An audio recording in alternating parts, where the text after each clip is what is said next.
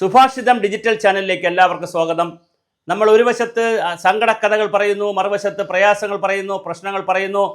കേന്ദ്ര സംസ്ഥാന സർക്കാരുകളുടെ പദ്ധതികളിലെ കുഴപ്പങ്ങൾ, കുറവുകൾ, പരിമിതികളെല്ലാം നമ്മൾ ചൂണ്ടിക്കാണിക്കുന്നുണ്ട്. ഈ ചാനൽ എല്ലാവരും കാണുക, സബ്സ്ക്രൈബ് ചെയ്യുക, പരമാവധി ഞങ്ങളെ പ്രോത്സാഹിപ്പിക്കുക. ഞങ്ങളുടെ മെമ്പർഷിപ്പ് എടുക്കുക. മെമ്പർഷിപ്പ് ഫീസ് നമുക്ക് സിൽവർ ബേസ് ആണെങ്കിൽ 99 രൂപ. അതിന് ജോയിൻ എന്ന ക്ലിക്കിൽ അടിച്ചു കഴിഞ്ഞാൽ നിങ്ങൾക്കത് ചെയ്യാൻ പറ്റും. അതുപോലെ തന്നെ സിൽവറിലേക്ക് പോയി സിൽവർ കഴിഞ്ഞാൽ നിങ്ങൾ ഗോൾഡിലേക്ക് പോകാം 199 രൂപ, ഡയമണ്ടിലേക്ക് പോകാം 1999 രൂപ. അല്ലാതെ നിങ്ങൾ സംഭാവന അയക്കാം. ഗൂഗിൾ നമ്പറൊക്കെ വെച്ചിട്ടുണ്ട്. ഇന്ന് ഞാൻ വളരെ പ്രധാനപ്പെട്ട ഒരു ചോദ്യമാണ് ചോദിക്കുന്നത്. അത് പ്രധാനപ്പെട്ട ആളുകൾ ഉത്തരം പറയുകയും വേണം. വിജ്ഞാന കേരളത്തിൻ്റെ ഭാഗമായി ഡോക്ടർ തോമസ് ഐസക് എന്ന് പറയുന്ന മുൻ ധനകാര്യമന്ത്രി, ആസൂത്രണ ബോർഡ് അംഗം, ആസൂത്രണ ബോർഡിൻ്റെ അംഗമായിരുന്നു, ധനകാര്യമന്ത്രിയായിരുന്നു. വളരെ വലിയ രീതിയിൽ ജനങ്ങളെ മൊബിലൈസ് ചെയ്യാനുള്ള മാസ് ക്രൗഡ് പുള്ളറാണ്, യാതൊരു തർക്കവുമില്ല. ജനകീയ കാര്യങ്ങൾ ചെയ്യുന്നതിൽ അദ്ദേഹം ഉസ്താദ് തന്നെയാണ്, ഒരു കാര്യമില്ല. ഗ്രൗണ്ട് ലെവലിലേക്ക് പോയി പ്രവർത്തിക്കും. ഡൗൺ ടു എർത്താണ് അദ്ദേഹം പ്രവർത്തിക്കുന്ന കാര്യത്തിൽ. സുഹൃത്തുക്കളുടെ, സഹാക്കളുടെ തോളിൽ കൈയിട്ട് പ്രവർത്തിക്കും. എല്ലാ ബഹുമാനവും നിലനിർത്തി തന്നെ അദ്ദേഹം ജനകീയ ആസൂത്രണത്തിനും അധികാര വികേന്ദ്രീകരണത്തിനും വികേന്ദ്രീകൃത ആസൂത്രണത്തിനും നൽകിയ എല്ലാ സംഭാവനകളെ കൊണ്ട് മാനിച്ചുകൊണ്ട് തന്നെ ചോദിക്കട്ടെ, പ്രിയപ്പെട്ട ഡോക്ടർ തോമസ് ഐസക് സാർ, നിങ്ങളൊരു പ്രസ്താവന നടത്തി. ഓണത്തിന് 1 ലക്ഷം പേർക്ക് വിജ്ഞാന കേരളം പദ്ധതി വഴി ജോലി കൊടുക്കുമെന്ന്.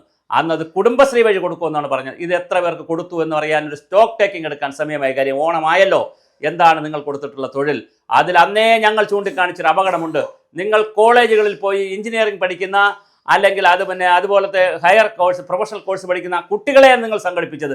അവിടെയാണ് നിങ്ങൾ പോയി സെമിനാറുകൾ നടത്തിയത്. എന്നിട്ട് നിങ്ങൾ അവരെ എങ്ങനെയാണ് കുടുംബശ്രീയുമായി ബന്ധിപ്പിക്കുക എന്നുള്ളതൊരു മനസ്സിലാകാത്തൊരു കാര്യമാണ്. കാര്യം കുടുംബശ്രീ എന്ന് പറയുന്നത് സ്ത്രീകൾ നടത്തുന്ന, സ്വയം സഹായ സംഘങ്ങൾ നടത്തുന്ന ചെറുകിട പദ്ധതികൾ, മൈക്രോ എൻ്റർപ്രൈസസുകൾ നടത്തുന്ന ഏജൻസി അല്ലേ കുടുംബശ്രീ? അവരുമായി എങ്ങനെയാണ് ഇത്രയും പ്രൊഫഷണലുകളെ നിങ്ങൾ ബന്ധിപ്പിക്കുന്നത് എന്നുള്ളൊരു ചോദ്യമുണ്ട്. അപ്പോൾ നിങ്ങളെക്കുറിച്ചുള്ള ഒരു കരക്കമ്പിയും ഒരു ആക്ഷേപവും വന്നത്. പക്ഷെ അന്നത് വീഡിയോയിൽ കൊടുത്തില്ല. ഇന്നിതാ വീഡിയോയിൽ ഞങ്ങൾ പറയുകയാണ്.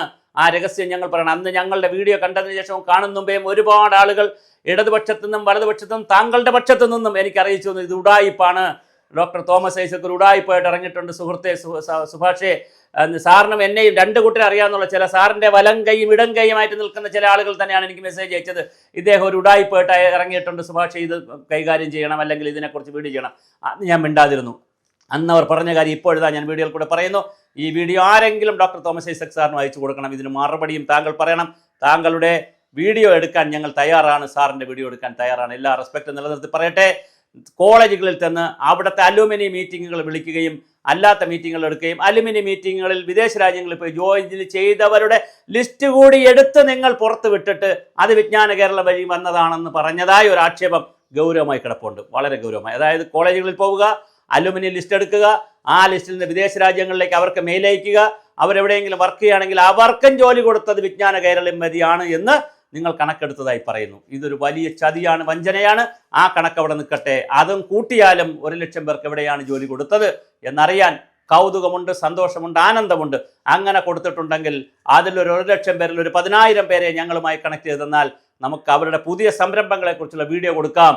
ഈ ഉഡായിപ്പ് പരിപാടി മതിയാക്കണം. താങ്കൾ ഓരോ പഞ്ചായത്തിലും പോയി ഒരുപാട് കാര്യം പറയും. കൊല്ലത്ത് പോയി പറയും, കൊച്ചിയിൽ നടക്കുന്നു, കൊച്ചിയിൽ പോയി പറയും, കോഴിക്കോട് നടക്കുന്നു, ഓരോ സ്ഥലത്ത്. എത്ര വർഷമായി സാർ?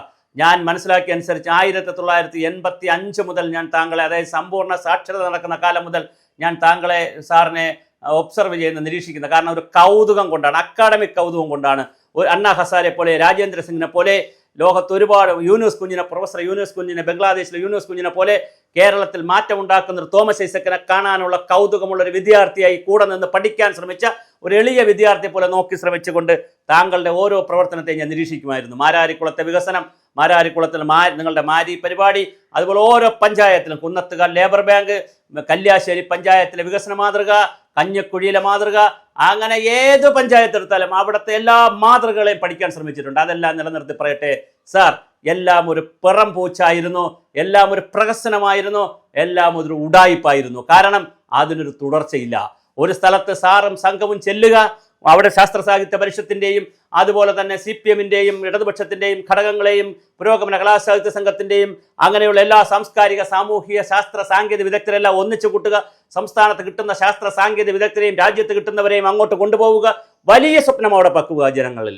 ആ സ്വപ്നം പങ്കുവെക്കുമ്പോൾ രാഷ്ട്രീയവും അധികാരം കൂടെ കയ്യിലുള്ളത് കൊണ്ട് ആളുകൾ ഇരിക്കും, വരാൻ ആളുണ്ടാവും. അവരോട് ഒരുപാട് സ്വപ്നങ്ങൾ പങ്കുവെക്കുക. സ്വപ്നം പങ്കുവെക്കാൻ താങ്കൾ മിടുക്കനാണ്. പക്ഷെ താങ്കൾ പങ്കുവെക്കുന്ന സ്വപ്നം ഒന്നും പ്രായോഗികമല്ലാത്ത അപ്രായോഗികമായ സ്വപ്നങ്ങളാണ് പങ്കുവെക്കുന്നത്. ഒരു കൺസിസ്റ്റൻസിയും ഇല്ല, ഒരു സസ്റ്റൈനബിലിറ്റിയും ഇല്ല. ആ വാക്ക് വളരെ പ്രധാനമാണ്. ഒരു സസ്റ്റൈനബിലിറ്റിയും ഇല്ല. തുടങ്ങും അതുപോലെ വെന്തടം കഴിച്ച് വേവാത്തടം കളഞ്ഞ് വെന്തടം എടുത്ത് അതിൻ്റെ റിപ്പോർട്ടാക്കി പവർ പോയിന്റ് ആക്കി പ്രസന്റേഷനാക്കി അടുത്ത പഞ്ചായത്തിലേക്ക് പോകും. ഇതൊരു ഉപജീവന മാർഗമായി താങ്കളെപ്പോലെയുള്ള കുറേ ആളുകൾ കൊണ്ട് നടക്കുന്നു. താങ്കൾ പൈസ വാങ്ങുന്നു എന്ന് ഞാൻ പറയുന്നില്ല. ഇതൊരു ഹരമാണ്, ഇതൊരു ലഹരിയാണ്. ഇത് വികസന ലഹരിയല്ല, ഇത് ജനങ്ങളെ പറ്റിക്കലാണ്. അല്ലെങ്കിൽ ഞാൻ പിൻവലിക്കും, എൻ്റെ വാദങ്ങളും വീഡിയോ തന്നെ പിൻവലിക്കും. വിജ്ഞാന കേരളത്തിൽ കൊടുത്ത 1 ലക്ഷത്തിൻ്റെ ആളുകൾ എവിടെ എന്നൊരു ചോദ്യം. രണ്ടാമത്തെ ചോദ്യം, ഈ 40 വർഷമായി കേരളത്തിൽ വികസന മാതൃക ഉണ്ടാക്കാൻ നടക്കുന്ന വ്യക്തി എന്നുള്ള നിലയിൽ താങ്കളോടും കൂട്ടുകാരോടും ഒരേ ഒരു ചോദ്യം, ഒരു പഞ്ചായത്ത് കാണിച്ചു തരാവോ ഇപ്പോഴും സുസ്ഥിരമായ ഈ പറയുന്ന ഏതെങ്കിലും വികസന മാതൃക വളരെ ഭംഗിയായി കൊണ്ട് നടക്കുന്ന ഒരു പഞ്ചായത്ത് കാണിച്ചു തരാവോ? ആ പഞ്ചായത്തിൽ അത് നടത്തിയിട്ടുണ്ടെങ്കിൽ ആരാണ് നടത്തിയതെന്നും എന്ന് പ്രധാനമാണ്. ഉണ്ടോ എന്നുള്ളൊരു സംശയം കൂടി ഉണ്ട്. ഇതിന് രണ്ടും മറുപടി പ്രതീക്ഷിക്കുന്നു. വിജ്ഞാന കേരളത്തിൽ അതൊരു തട്ടിപ്പ് പ്രോജക്റ്റാണെന്ന് ആദ്യം മുതലേ ഞങ്ങൾ പറയുന്നു. പണമില്ലാതെ, ഐഡിയ ഇല്ലാതെ, കാര്യങ്ങളില്ലാതെ പാവപ്പെട്ട മാസിനെ വിളിച്ചു കൂട്ടിയാൽ വരുന്നത് കൊണ്ട് മാത്രം അടിമകളെപ്പോലെ വിളിച്ചുകൂട്ടി വളരെ മനോജ്ഞമായ വാഗ്ദാനങ്ങൾ കൊടുത്ത് ഇതാ സ്വപ്നലോകത്തേക്ക് പോകുന്നു എന്ന് പറയുന്നു. 20 ലക്ഷം പേർക്കാണ് നിങ്ങൾ ജോലി കൊടുക്കുമെന്ന് പറഞ്ഞത് ഈ പ്രകടന പത്രികയിൽ. 20 പേർക്കെങ്കിലും കൊടുക്കാൻ കഴിഞ്ഞോ? ഇതുപോലത്തെ PSC വിട്ടേക്കുക. PSC ഒരു സംവിധാനമാണ്, അത് തുടർച്ചയായുള്ള സംവിധാനമാണ്. അല്ലാതെ ആർക്ക് കൊടുത്തു എന്നുള്ളത് വലിയ ചോദ്യമാണ്. വിജ്ഞാന കേരളത്തിലെ 1 ലക്ഷം ജോലി എവിടെ?